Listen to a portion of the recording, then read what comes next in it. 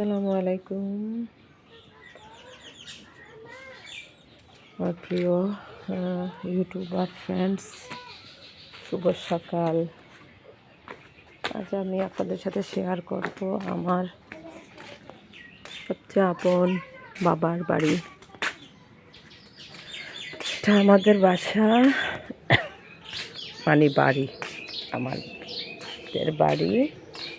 আজকে আমি আমাদের বাড়ির আশেপাশটা আপনাদের সাথে শেয়ার করব।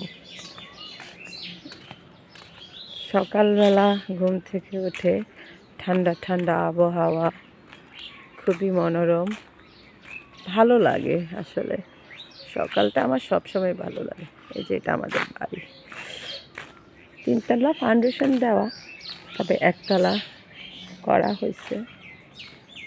ছাদে আব্বার পছন্দের অনেক গাছ আছে, যেখানে আব্বু অনেক সবজি, অনেক কিছু লাগানো হয় এবং সেগুলা আমাদের কাজে লাগে, রান্নার কাজে। ওই যে ওইগুলা আমার জ্যাঠার ছেলেরা তুলছে। সচরাচর এই শাকটা দেখা যায় না। আমি কি একটু যাব? এটা আসলে ওদের ইয়ের জন্য করা হয়েছে। দেখেন আমি একটু যাইতেছি, অনেক দিন পর শাকও, বাঁশের শাকও বলে যেটা, দেখে আমি একটু যাই, দেখে যেতে পারবো কিনা। ভালো লাগে গ্রামের, তবে আসলে অ্যাকচুয়ালি গ্রাম বলতে আসলে ওরকম গ্রাম এখন আর নাই। একটু চতুর্দিকে পরিবেশ একটু বোঝা যায় গ্রাম, আর বাড়ির দিক দিয়ে দেখা গেলে এই দেখেন সাদা বক।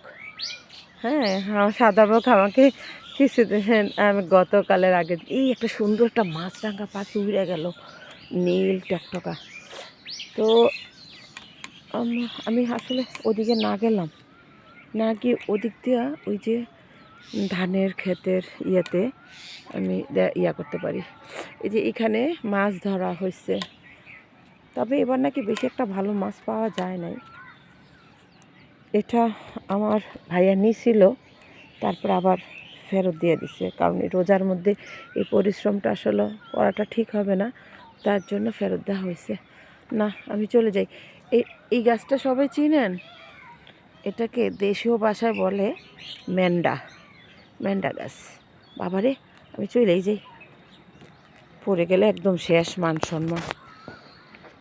তো আমি ছোট ছোট আকারে আপনাদের সাথে শেয়ার করব। বাবা, আমি এখন সাগর পার হইতেছি, আমাদের ছোট নদী চলে পাখি পাখি, বৈশাখ মাসে তার হাতে জল কাটে। সাঁকো দিয়ে একটা কবিতা মনে আসতেছিল না, তো আপনাদের সাথে শেয়ার করতাম। তো দাঁড়ান, আপনাদেরকে আমি ওই পাশে গুলা দেখাই ছোট ছোট আকারে।